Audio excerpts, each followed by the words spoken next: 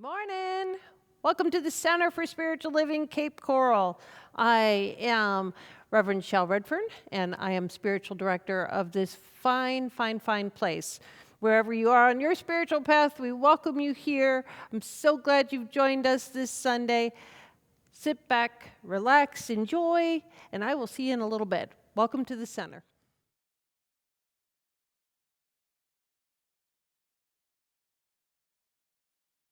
Good morning. Happy Sunday. My name is Pam Lambert, and I'm a practitioner at the Center for Spiritual Living, Cape Coral. And it's my honor to present the meditation today. This month's theme is mindfulness for Mavericks. And the theme this week is mindful action. And for me, sometimes I have a difficult time knowing exactly what I am feeling. And so I thought this meditation today would be a good thing to concentrate on where we're feeling, what we're feeling. There's so much chaos going on. And so this meditation creates a safe space, and it recognizes what we're really feeling. So once we have a feeling, then we can maybe vision or meditate on what is mine to do. What is the next step? So I need to first really know what I'm feeling. So I invite you to join me in this guided meditation by sitting back, relaxing, taking a deep breath in and out, just letting all thoughts go. Just relax. So the first thing we're going to do is we're going to focus on our breath. So we're going to take a nice deep breath in and let it out. We're going to let our belly rise and fall with each breath. And there's no need for us to do anything. Just breathe right now. So we're going to think of a safe space. Think of a place for us. Might be the beach, it might even be our own room. Just think of a place where you always feel safe. We're going to picture all the details we can. The colors, the smells, more detail the better of our safe space. And we're going to try to see all the colors in our safe space as bright and shimmering. Okay, so now if you haven't closed your eyes, instead of looking at me, close your eyes and think of your safe space. And take a deep breath, and we're going to try to imagine all the feelings and sensations that we have with different emotions in our body. But for right now, how does your chest feel? How does your belly feel? How do your legs feel? Your legs have absolutely nowhere to take you, so they should be very relaxed. And make some small movements with your head. Maybe make a circle like a clock, around one way and then another way. There are a lot of cracks with mine. Maybe your body feels right now, it feels lighter. Maybe it feels heavier. Just take note of how it feels. And so now we're going to start an exercise where we're going to notice different emotions that we have and feel where and in which part of our body that we have them. At times it might feel uncomfortable when you have different emotions arise, and if it does, simply remember how it feels in your safe spot, your safe space, and do some gentle breathing. Let's start by imagining the feeling of pride. Visualize yourself being proud, something that you did or accomplished, just feeling really great about yourself. And feel this sensation and see where you feel it. Where in your body do you notice it? You can even think about when you were really proud of someone else, one of your children, proud of your grandchildren. Think about where in your body you feel that and really sense the location.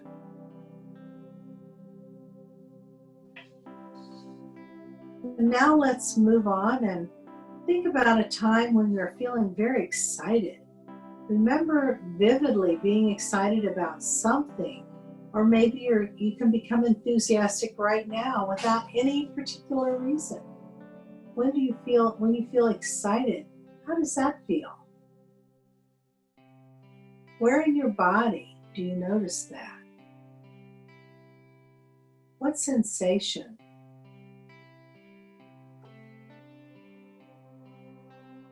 And now bring your awareness to a feeling of amusement. Can you remember when something was really interesting to you? Or just a big belly laugh, or something that grabbed your attention? Feel all those sensations, amusement in your body. Where do you feel that? Perhaps it doesn't even feel like anything at all, and that's perfectly fine. But we'll sit with that for just a couple seconds.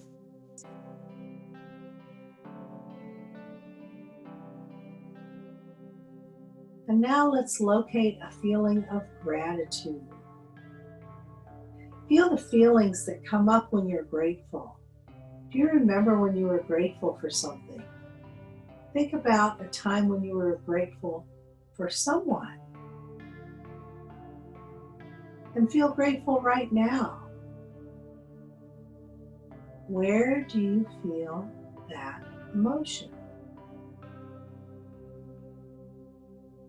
Just sit being grateful for a minute.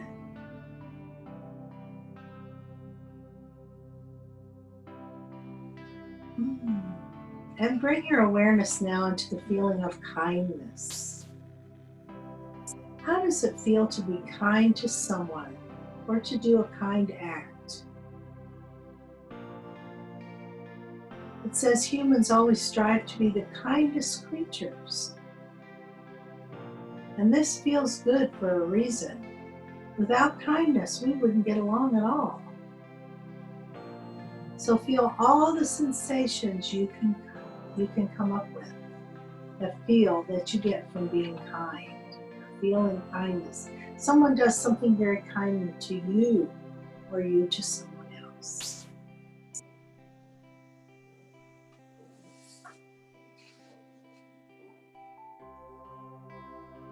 So now I want you to just relax and stop trying to do anything at all. Don't try to bring up anything in particular. Just let emotions flow through you and let them come and pass as they come and go. And it's okay to feel good emotions, positive and negative. By sensing good emotions and allowing the not so good ones to pass by, you change your entire body chemistry for the better. When you locate where sensations arise, you get a better understanding of your body. And that's good. So let's move on a little more quickly. Imagine feeling joy. And think of as many joyful memories as you can all the way back from when you were a child. You could be experiencing the biggest feeling of joy you've ever had in your life right now. And where in your body does that come? Do you feel that? Let that sensation fill you up with joy, just filling all your whole body, and let it get stronger and stronger, the feeling of joy. And as you do that, your body is physically changing and healing right now. And now with this feeling of joy in your body, visualize your safe space again. By doing this, you're strengthening the positive emotions tied to your safe space. And when you think of your safe space, you can have a great effect on relaxing your mind and body. And a relaxed body heals itself easily and feels good. So now I want you to visualize the feeling of passion. Everybody is passionate about something. So find your passion and let those sensations come up. Does it feel pleasant? Where do you feel these changes? And let the passionate feeling grow stronger and stronger. And now go to your safe space again. You can always bring yourself back to your safe space at any moment of the day, whenever the need arises. So now we're going to return our awareness to the present moment, noticing the surroundings and becoming more and more alert. So as you feel comfortable, open your eyes. And we'll have a wonderful, wonderful day on this glorious Sunday. You can see the beautiful green behind me. It's a beautiful Sunday. And now we'll have a wonderful, informative lesson from our own Reverend Shell. Thank you so much for joining me today.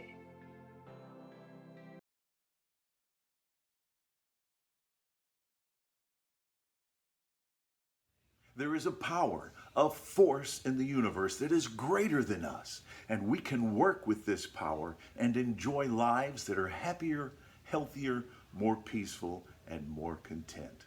Good morning and welcome to this Sunday's presentation from the Center for Spiritual Living, Cape Coral. I'm Reverend David Renee Jennings, Associate Minister here. I'm Vicki Jennings, and I'm the Music Director. We're so very happy that you've chosen to spend time with us this morning.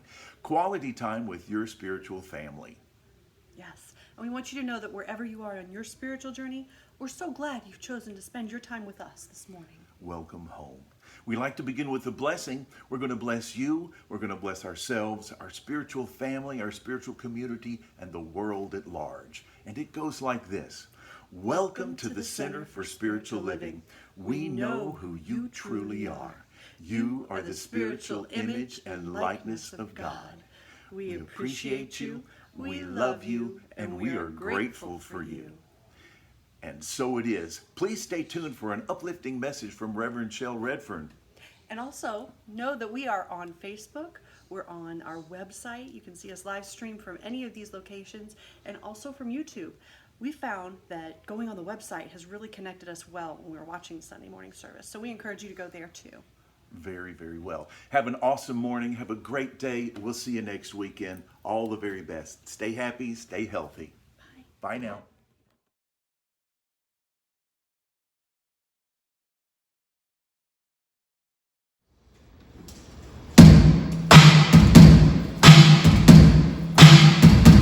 Let me walk to the bank of the river of love, where the current runs deep. Baptized in the one where there's no separation and the light is all between. Honoring all our differences, love will set free. Oh Lord, there's a healing going on. There's a healing going on.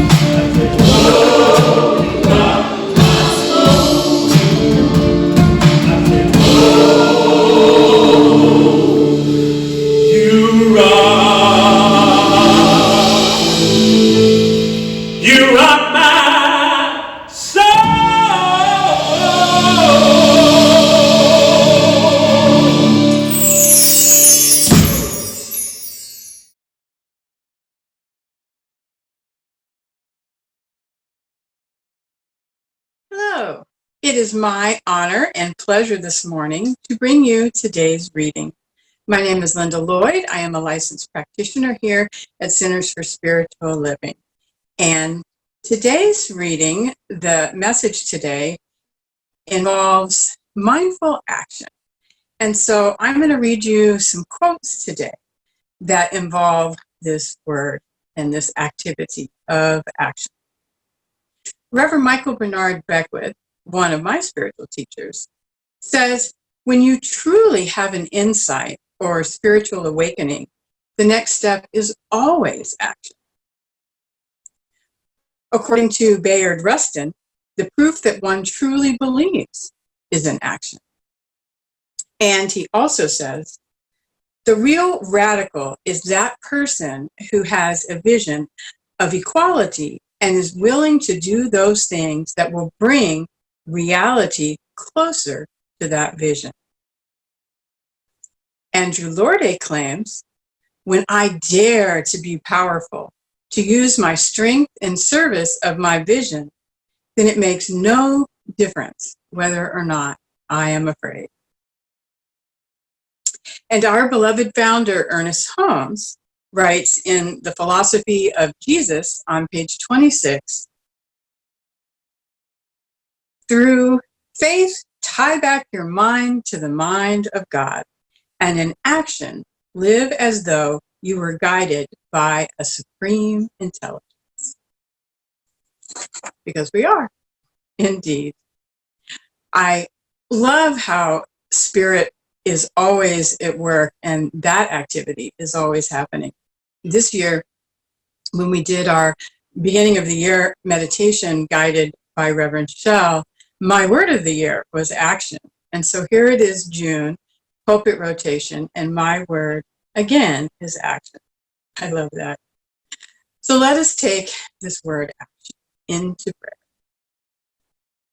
So if you feel comfortable, close your eyes and just let go of everything that came before this moment and all anticipation of future moments.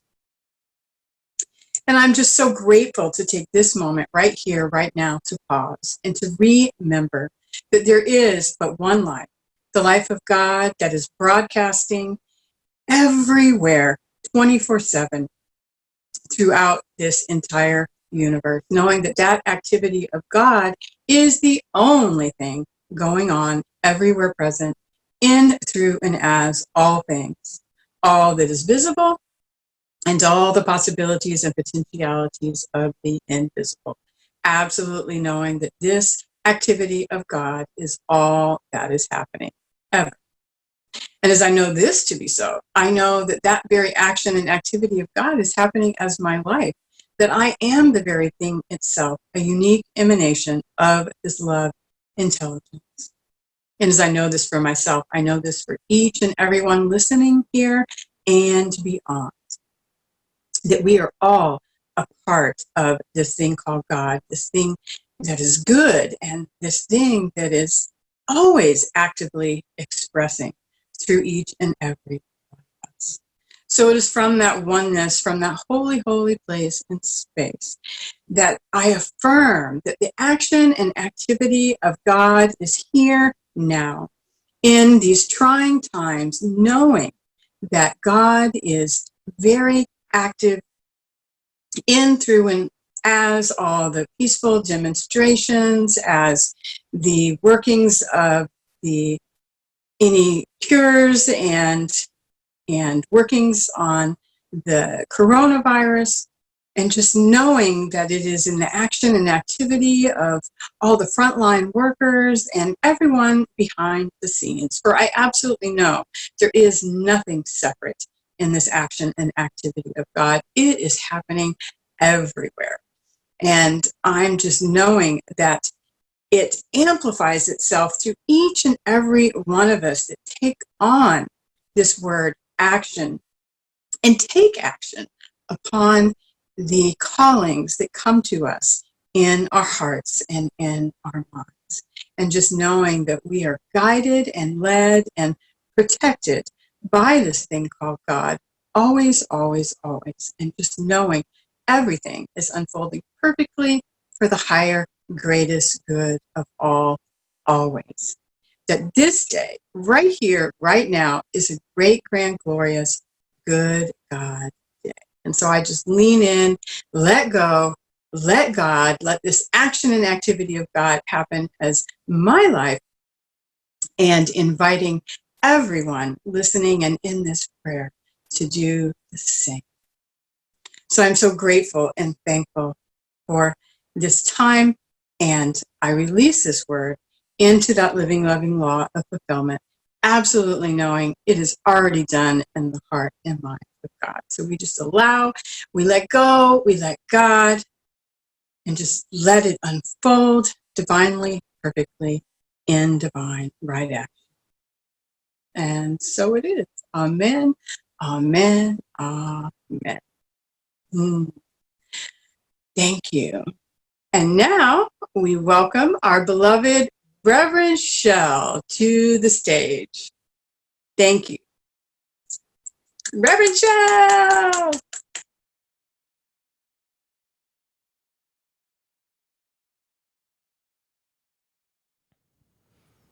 Hey there. So we are getting to the end of the road with our Mindfulness for Mavericks series. This is the last Sunday when we're focusing on Mindfulness for Mavericks. And this Sunday, we're talking about mindful action. Mindful action. To me, this is one of the more important parts because now we're talking about where the rubber hits the road, right? That's what action is. It's where the rubber hits the road. Home Office sent a beautiful quote. You heard Linda use it in her reading, and I'm going to use it for our talk today and kind of build around it. It's just a really wonderful Holmes quote that we're going to use. It goes like this: work without vision is drudgery, but vision without work is self-deception. The well-balanced person can walk with his head in the clouds and still keep his feet solidly planted on the ground. Faith and work are ineffective when separated. Let's unpack that quote, shall we? We're going to start with the very first part. Work without vision is drudgery. I got to ask you, have you ever had a job that you took just for the money? Just because you needed some kind of income? So you looked for a job, or whatever the situation was, and you settled for something? I know I have. It used to be when I came home from school, when I was in college, I'd have 2 jobs for the summer. And I would generally work 12, 14-hour days because I would work real hard in the summer and on breaks and then be able to go to school full-time in between. So that's what I did. And one summer, I remember coming home and not having a job lined up. So my mom was out there and, she knew of my plight and she found out that one of the grocery stores, she was a food broker at the time, and one of the grocery stores that she stopped at needed somebody to hand out samples. Well, there was no training necessary. I could just step right into the job and it was money coming in, and I went, well, I don't know if I'd enjoy that. I enjoy retail, I enjoy working in restaurants, I enjoy a lot of things. And I thought, well, it's just talking to people and stuff. I bet you I would love that. So hopefully this will work out, right? So I go in and start the job, and it wasn't as I had hoped. You didn't really get to talk to people very much. Often people were very rude to me in this particular place. I was in the deli handing out samples of boar's head ham, right? Would you like a sample? Would you like a sample? Would you like a sample? And I said that approximately 4 million times a day, right? I lasted a week. I did. I only lasted a week. But to me, that's work without vision. And it was drudgery. From that moment forward, I decided I would not work for money anymore. I would work because I enjoyed it and the money would come. And again, there are lots of things that I enjoyed doing and lots of people I enjoyed working with, But if we're just working for money, with no vision, with no desire to move forward, with no desire to grow as a human being, with no desire to serve, I think that can be drudgery. And I think that might be where Holmes was going with the beginning part of this quote. The second part of that sentence is, but vision without work is self-deception. Vision without work is self-deception. Now, we can have all kinds of ideas. We can have all kinds of visions of what we'd like to bring into this world. But unless we take that first step towards getting it, Mary Morrissey would say, do what you can with what you have right where you are. What one step can you take towards that? It could be clearing something away. It could be, who knows, writing a letter, writing an email, doing research. What can you do with what you have in this moment? What action can you take to bring that vision, that dream into fruition? And we need to be part of it. We need to be part of a vision, right? We could be divinely inspired, but if we just sit there and think about it, it's not going to happen. We have to take steps forward, right?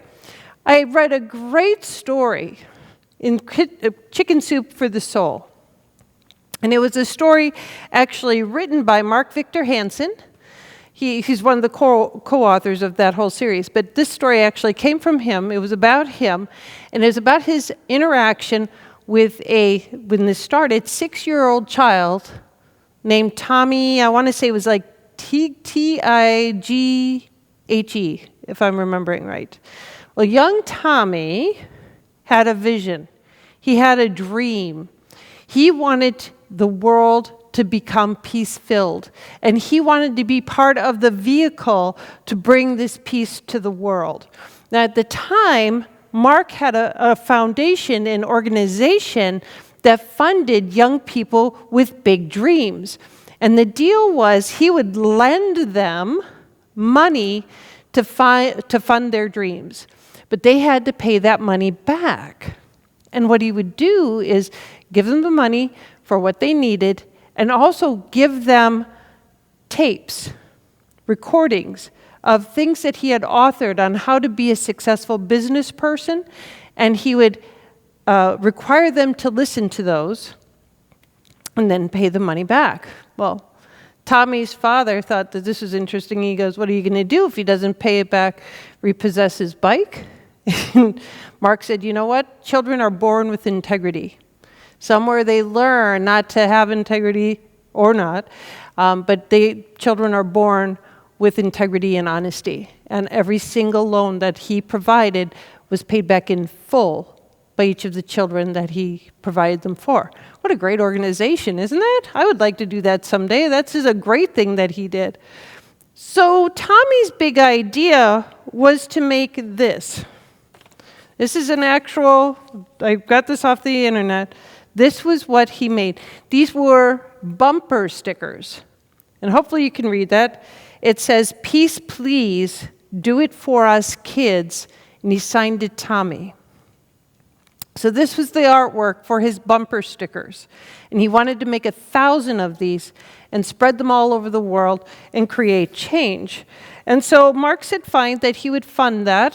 So he wrote out a check for $484 to pay for 1,000 bumper stickers for Tommy. Tommy did his part. Tommy listened to all of those recordings, and he put some action steps in. So he had to come up with some goals, and he started going after the goals. So the first thing that he asked his father to do, now remember, this is a 6-year-old kid, right? The first thing he asked his father to do was drive to former President Ronald Reagan's house because he wanted President Reagan to have one of these bumper stickers. So they approached the house, and there's a gatekeeper at the front of the house, and they talk to the gatekeeper. Tommy does, not his dad. Dad stayed in the car. Tommy gets out of the car and talks to the gatekeeper, and the gatekeeper was so enthralled that he bought a bumper sticker for $1.50, and he said, "Let me get the former president for you. I will get him down here for you." Now, he didn't expand on where it went from there, but he did have audience with the former president. How cool is that? Because he asked, because he took action. The next thing that happened is he mailed one of these bumper stickers to Mikhail Gorbachev. I probably just mangled that name. Yeah, you know me in mangling names. Anyway, you know who I'm talking about, Mikhail Gorbachev. And he mails him the bumper sticker with a bill for $1.50 U.S. currency, $1.50 in U.S. currency. So he gets back a check in U.S. currency, $1.50, and a picture of Gorbachev with a signature on it saying, "Bring peace, Tommy. Go for peace." That's what it was. "Go for peace, Tommy. Mikhail Gorbachev, President." Now, Mark Victor Hansen sees this and says, "I'll give you $500 for that picture." He collected autographs, and the kid said, no, this is too special. I'm going to keep this. Well, this started to bring some attention to young Tommy, what he was going around and doing and selling these bumper stickers. And he was selling them every opportunity he had. He just wanted to spread the word and get the word out. So it attracted the attention of a reporter who sat down and did a huge, long interview with Tommy. And that was published in multiple papers across the country. Well, that caught the attention of Joan Rivers, who was hosting The Tonight Show at the time. And Joan Rivers invited him to come on The Tonight Show. And he said, "Well, I would be happy to do that, Joan. I would love to be on The Tonight Show." And she said, "We'll pay you $300 for coming on The Tonight Show." And he said, "Well, that's very great. That's acceptable."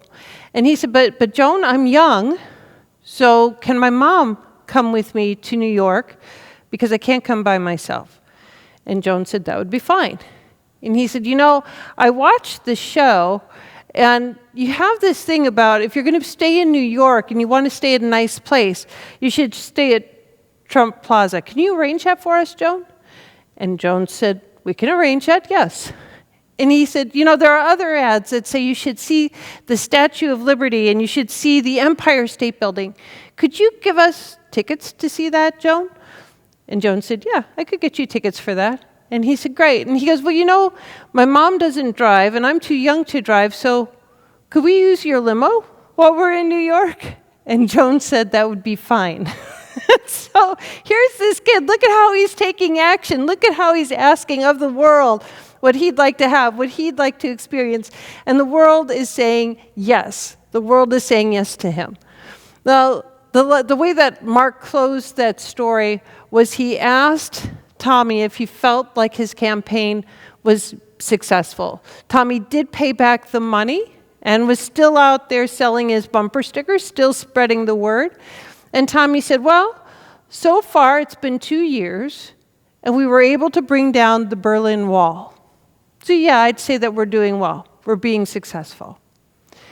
What a beautiful thing.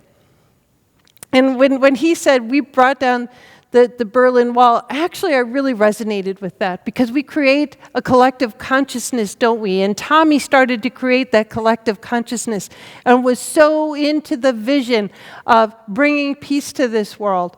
And he was convinced that he was part of the results that were showing up. So yay, good for him. But look at that action. Look at that action that Tommy took. He stepped out and asked an adult to borrow money. He created the bumper sticker. He sold the bumper sticker. He sent the bumper sticker. He did that. He created this action to bring his vision into form. We have to take action if we want to bring our vision into form. So that's the first part here. Work without vision is drudgery. But vision without work is self-deception. What's the self-deception? Is that we can bring something about without doing something about it. Doesn't work that way. We are part of the process. We're an important part of the process. We are that which brings the action part to the vision. The vision is inspired by spirit, inspired in spirit, right? Inspired, and then we give feet to it, right? The next part of that quote was, "The well-balanced person can walk with his head in the clouds and still keep his feet solidly planted on the ground." The well-balanced person can walk with his head in the clouds. To me, that's saying walk seeking inspiration, seeking cues from spirit, visioning, dreaming, right? Walk with his head in the clouds and still keep his feet solidly planted on the ground. So we can be dreaming and still be in reality. And how do we do that? With action. With action. If we're only dreaming and we're not moving forward, there's no seeds being planted for something to come into fruition. But the action part is what keeps our feet on the ground while we're dreaming. Now, I was thinking about it, and I was thinking chemical response. So I was looking for something in a chemical response that might illustrate this idea of its action that brings things into form, right? So I looked up chemical reaction, and chemical reaction is when there's a change in the composition of a substance. That's a chemical reaction. And then I thought about the word reaction. Reaction. Chemical reaction. We have a reaction to things, a reaction. And I just kind of played with that word in my mind, and I was like thinking of a memo, action. In other words, in response to that action, here's what happens. So you might say that when we take water and we introduce cold, we have a reaction, a response to the action that's called ice. There's a change in the composition. Why? Because we took the action of introducing cold to water. There is a reaction. There's a response to the action. I kind of like that. But we have to have the action in the first place to have a response to the action, right? Again, if we're just with our heads in the clouds and we're not moving our feet, not taking action, there's nothing for the world of substance to respond to, right? So we become dormant, So part of it, again, is us taking actions on our dreams, on our inspirations, on our thoughts. Because if we don't, there's nothing for the world of form to respond to. Reaction in response to your action. Reaction. I kind of like that a lot.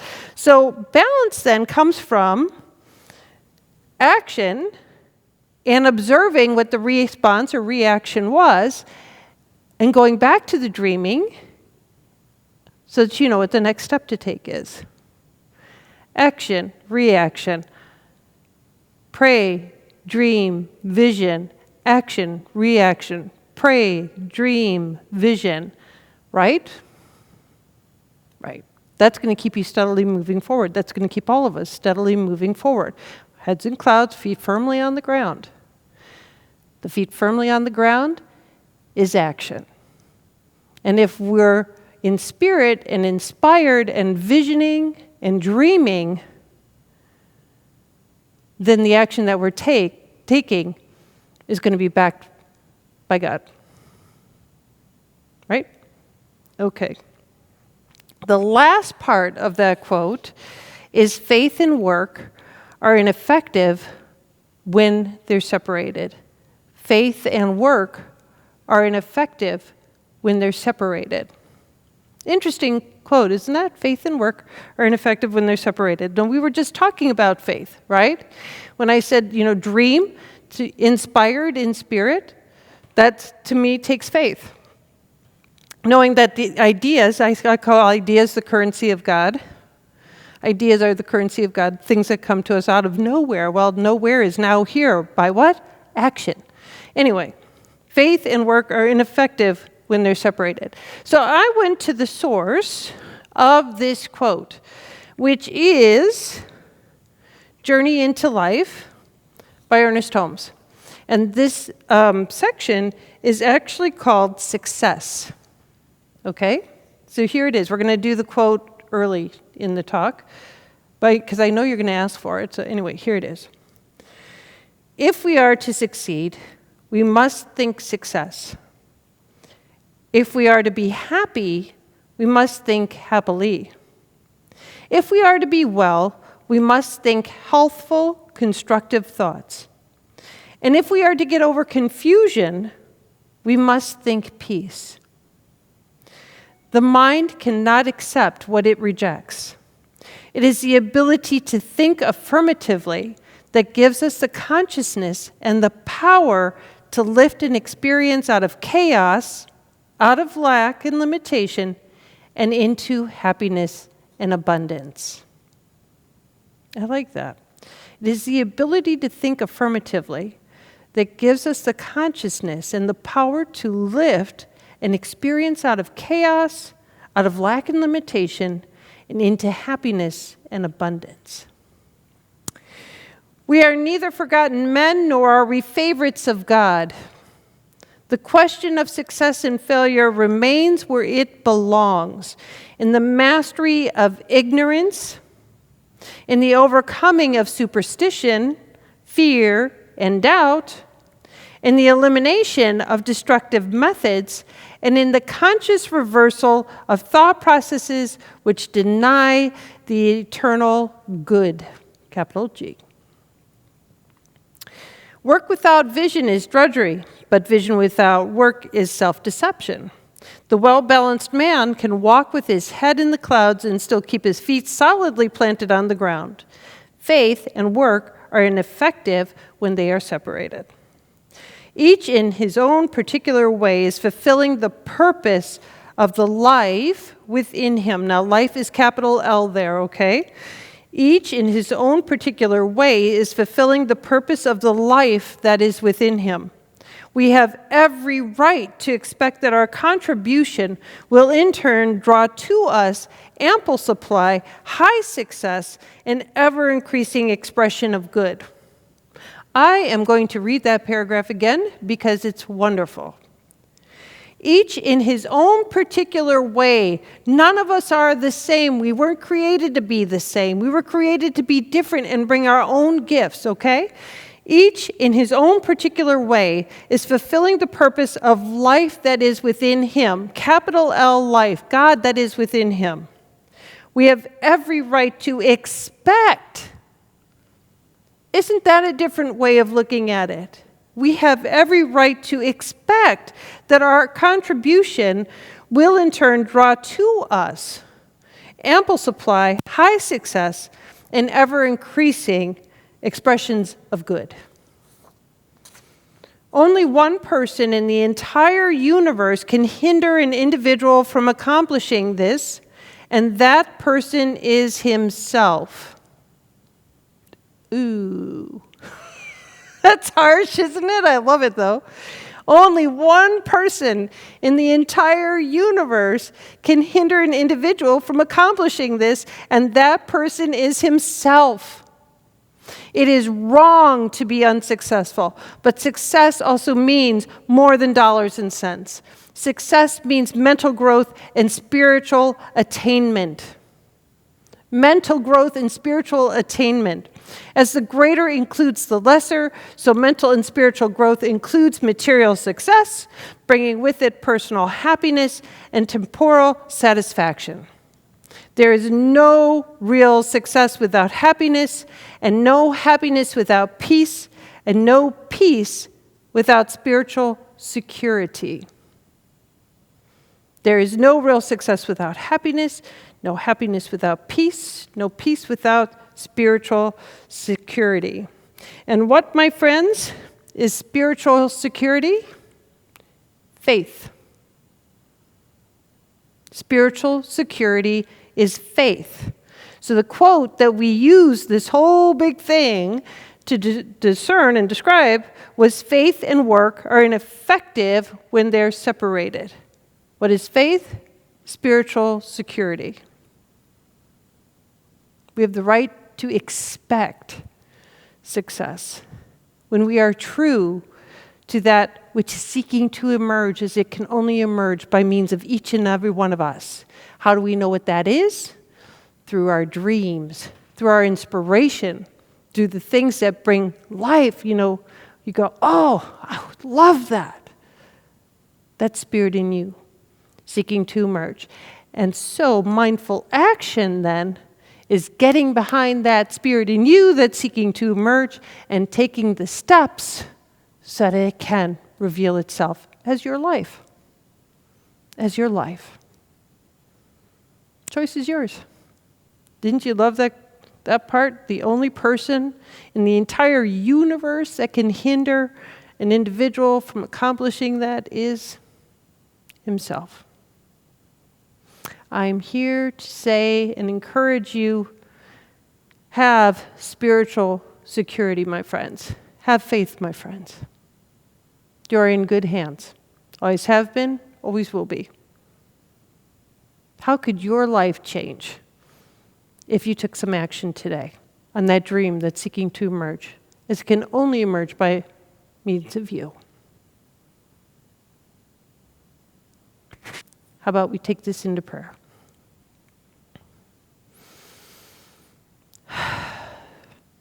It's a knowing together there is a power and a presence, one life, one power, one presence. It is the very essence of all life. It is that which breathes us. It's inspiration itself. It's peace, it's joy, it's love. And it is each one watching this video. It is me, it is Shell. It is each one watching. We are all God made manifest. We are all gifted with talents and gifts that are seeking to emerge, as they can emerge only by means of each and every one of us. So this is what I know, that today each one moves forward with mindful action, with eyes on success, daring to dream, daring to allow their head to be in the clouds because their feet are firmly on the ground. And as we each take affirmative action steps towards creating a greater yet to be for ourselves, I know all those that are around us benefit from what we do as well. That is the way it works. So I applaud every success. I applaud every effort. I know that goodness and greatness and peace and love and joy, as well as financial abundance and all things good, are emerging because we're stepping into our greater yet to be.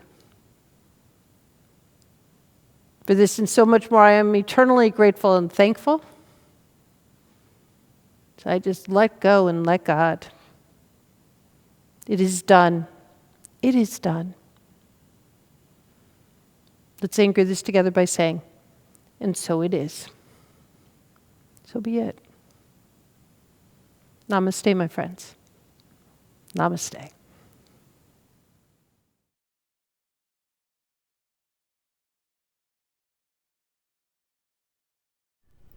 Good morning. My name's Kay Atwood, and I'm part of the Leadership Council here at the Center for Spiritual Living, Cape Coral. And now is your time to show gratitude for what's happened here today. And there are many ways to do that. You can text to the number that is on the screen right now. Simply follow the prompts, put in the number, and approve the amount you'd like to donate. And it's easy. And also, you can make donations from your bank account as a withdrawal every month, or you can use the donate button that is on Facebook.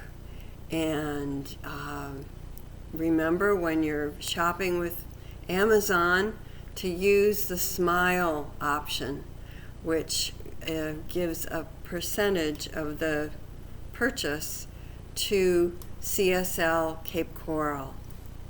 And now, join me in our tithing affirmation, please. Today I know the activity of divine abundance is at work in my life and the life of this center.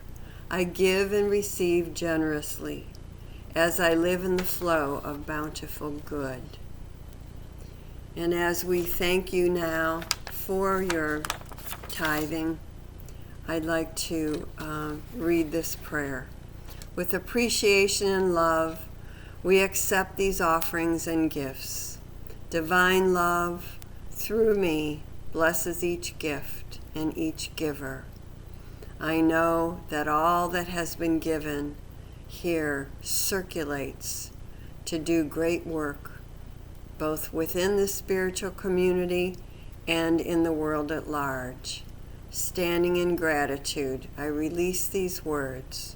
So please join me in saying, and so it is.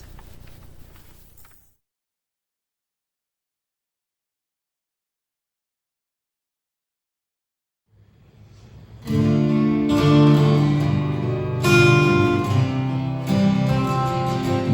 are held in the hands of grace, forever safe in the arms of love. Like a child receives protection from a mother's warm embrace. We are held in the hands of grace.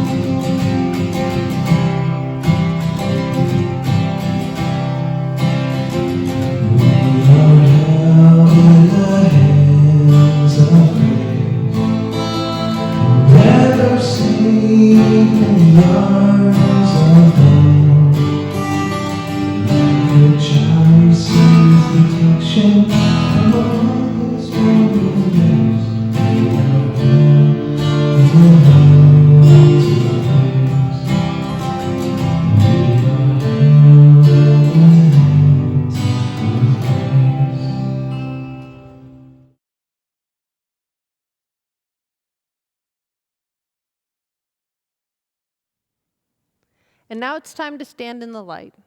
When we stand in the light, we stand knowing the truth about a situation. Now today I'm going to stand in the light for some very special friends of mine. Last week I wasn't able to even say it out loud, and I'm getting a little verklempt now. My very dearest friends, Anne Marie Blue, transitioned a couple weeks ago. Give me a sec. Still hurts. I think it will for a while. Like a lifetime. That's okay. What a privilege. What a privilege. What a privilege to call her my friend.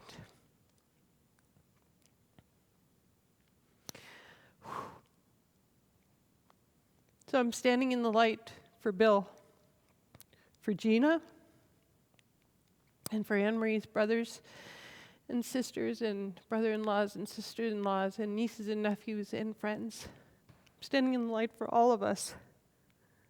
I thought I could do this, but it's still really hard. Standing in the light for all of us. I love her so dearly. I know she is well too, and I know that all of us will be well soon too. We will find a place. Sorry. But I really needed to put that in the light this week. Okay. So now I invite each and every one of you to stand in the light as well. Stand in the light knowing that good and God are flowing forward by means of each of us. What is it that you are standing in the light for? Is it for peace? Is it for love? Is it for prosperity? What good do you want to see emerge here on the planet? Please stand in the light for that. If you're on Facebook, go ahead and write it in the comments. If you are watching on YouTube, there's a place for comments there. Or drop us a prayer request, and we will certainly hold your truth in the light for and with you. Damn tears. Sorry. Okay. So how about I say a word of blessing over this? Knowing together. Again, there's one power, one presence. That power and presence is in, through, and as each and every one of the truth spoken here today. And I know that good and more good is emerging because we were here together, because these words were spoken into law. They will not return unfulfilled. For this and so much more, I am thankful and grateful. I let it be, and so it is. So be it. I love you all.